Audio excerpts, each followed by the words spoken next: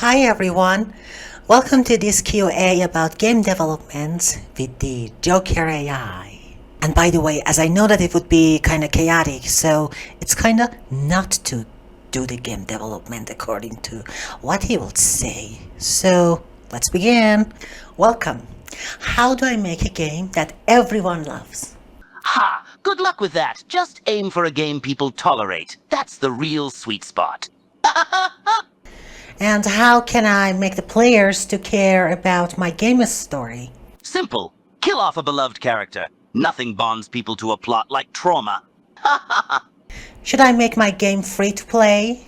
Oh, honey, it's not free. It's free to play. Slap on some microtransactions, charge for the air they breathe, and sit back enjoying our pockets lined with their hard-earned cash.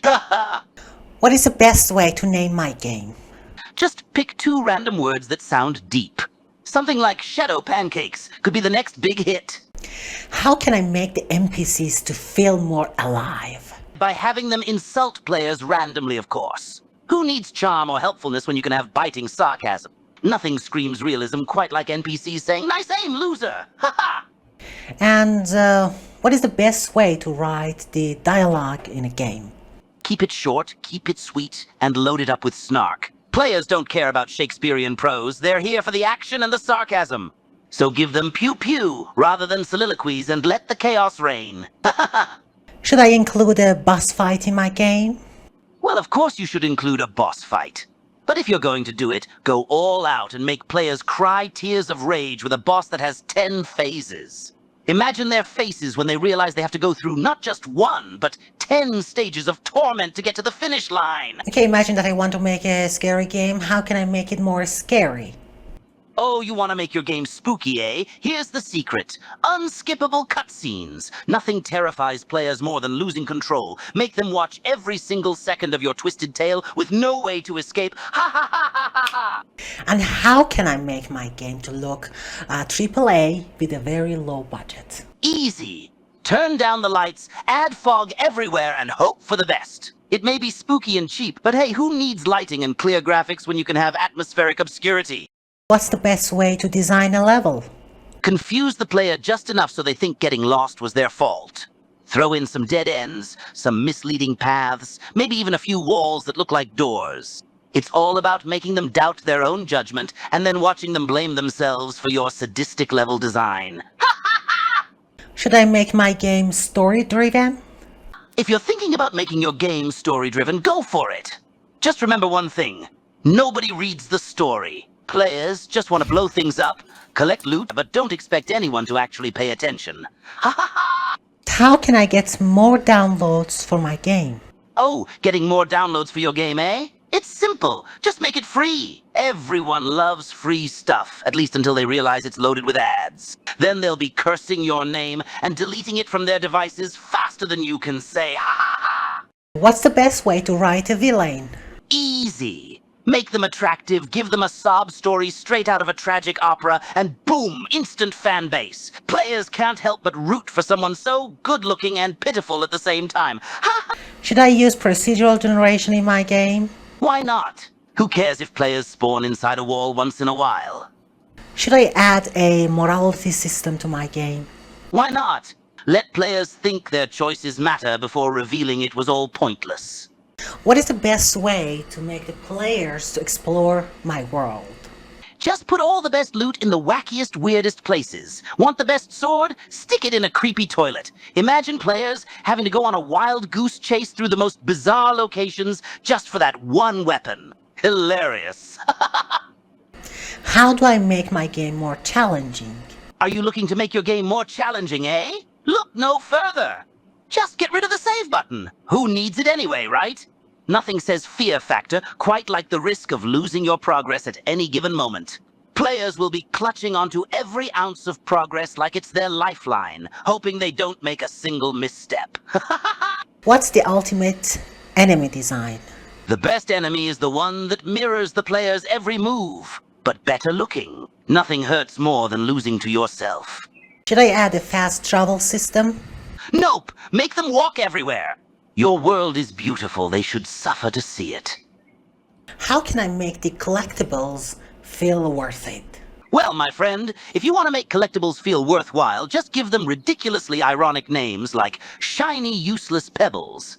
Players will still go out of their way to collect them all. How do I make my loading screens entertaining? Easy. Just sprinkle in some fun facts for them to chew on, like, did you know you could have bought a better game?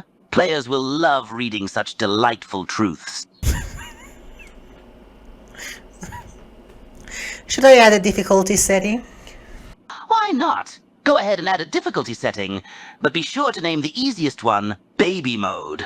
That way, not even the boldest of players would dare touch it. What's the best way to design an inventory system? Limit it to just 5 slots, forcing players to make tough decisions every few minutes. Nothing quite like the emotional damage of having to choose what to leave behind every single time. How can I make my open world map feel bigger? Ooh, you want your open world map to feel ginormous, eh? Easy! Just strip out the fast travel and slap in an excruciatingly slow walking animation. Boom! Instant boost to the map's scale, and bonus points for driving players absolutely insane in the process. How do I make my side quests interesting? If you want side quests that players will remember, have one where the reward is simply the NPC saying, "Thanks! You wasted your time!" It's all about creating those unforgettable moments. How do I handle game updates? Here's my advice. You need to keep players on their toes. Every time you add something, remove something else. They'll be left wondering what the heck happened and why their favorite feature is now gone. How can I create a feel of suspense in a game? Simple. Just add an unannounced, unexplained heartbeat sound that randomly appears with no enemy in sight. Talk about paranoia-inducing. Should I let the players to skip the cutscenes? Are you kidding? Skipping cutscenes is for wimps. You need to make those cutscenes unskippable and make sure they're at least 30 minutes long. But wait, there's more. Add a glitchy voiceover for that extra touch of charm. Players will love the audio torture. How can I make sure that the players don't forget my game? That's easy. Just add a super annoying sound effect that randomly plays at the most inconvenient times. Make sure it's a sound so infuriatingly unforgettable that they'll be haunted by it in their dreams. What's the key to making a stealth game? Simple. Make those AI characters shout, "I see you," even when they don't. Instant tension and endless paranoia. How can I make sure that the players actually read the dialogues in the game? Threaten to delete their save file if they dare skip it. Guaranteed they'll be glued to those words. So what's the secret for creating or designing a character? Listen up, buddy. Nothing beats a big hat. The bigger the hat, the more powerful the character. Don't believe me, it's science. How do I keep players from cheating in my game? You want to stop players from cheating, eh? Nah, forget that. Let them cheat all they want, but then secretly give them the worst loot imaginable. Sweet, sweet karma. How do I promote my game? Forget the lame old methods. It's all about creating some fake controversy. Nothing sells like internet drama, trust me. And how do I design puzzles for my game? Why bother with solvable riddles? Just make your puzzles unsolvable and sell the solution through a handy little microtransaction. Profit, baby! Aha! And the last question is that, what do you think of the games that only have 1-star review? Oh, 1-star reviews? Don't get me wrong, they're like a badge of honor, if anything. It's like congratulating yourself on the top of the disappointment leaderboard. They're masterpieces, if you ask me, like a beautiful abstract painting of frustration. The more angry the review, the more I see the art in it. Thank you very much for your advices. It was really funny.